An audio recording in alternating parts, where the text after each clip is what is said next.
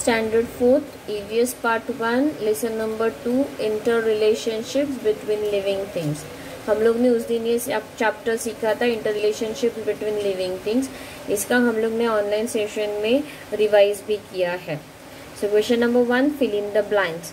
After rainy season winter comes again, यानी rainy season के बाद विंटर आ जाता है. We keep animals because animals meet some of our needs, यानी एनिमल्स हमारी कुछ ज़रूरतें पूरी करते हैं. नीड्स यानी ज़रूरतें, मीट यानी पूरी करना.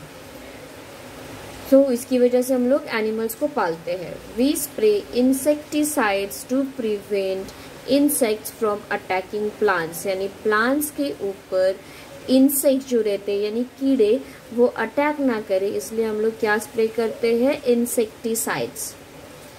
Butterflies feed on the nectar of flowers, यानी फ्लावर्स में जो जूस रहता है that is we called as a nectar, उसके ऊपर बटरफ्लाइज फीड होते हैं, यानी वो उनका खाना है. राइट, ट्रू और false. Plants give us abundantly, यानी प्लांट्स हम लोगों को कई सारी चीजें देते हैं, so that is true. There are no differences in the needs of different living things. So this is the false statement. There are no differences नहीं हो सकता है. There are differences in the needs of the different living things. यानी हर एक अलग living thing की ज़रूरतें अलग है. नीड्स यानी ज़रूरतें क्या होती है, अलग होती है. So this statement is false. There are no बोला है, यानी जो लिविंग थिंग्स है वो अलग अलग है तो उनकी ज़रूरतें अलग अलग नहीं है. So this is false. But उनकी ज़रूरतें अलग अलग है. There are differences in the needs of the different living things. We use cotton clothes in summer, that is true.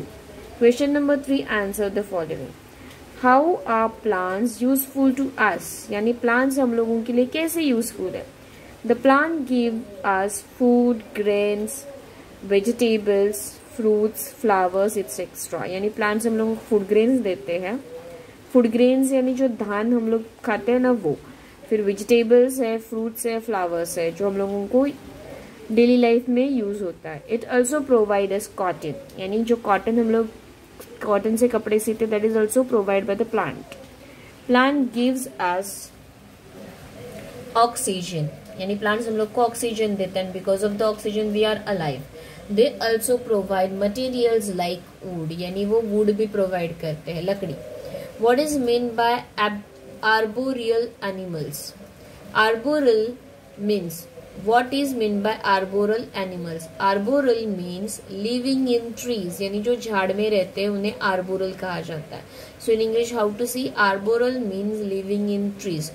The animals that live in trees and feed on the fruits and the insects. So arboreal animals means the animals that live in trees, यानी जो झाड़ पे रहते हैं. feed यानी उसी के ऊपर पलते हैं. on the fruits and the insects, जो fruits और insects होते हैं उनके ऊपर वो पलते हैं. so that are arboreal animals. what changes do we see in the trees at the beginning of March? मार्च की शुरुआत में हम लोग क्या क्या चेंजेस देखते हैं. see in the month of March there is a change in the season, यानी सीजन जो रहता है फरवरी तक विंटर सीजन रहता है. After February it starts a summer season.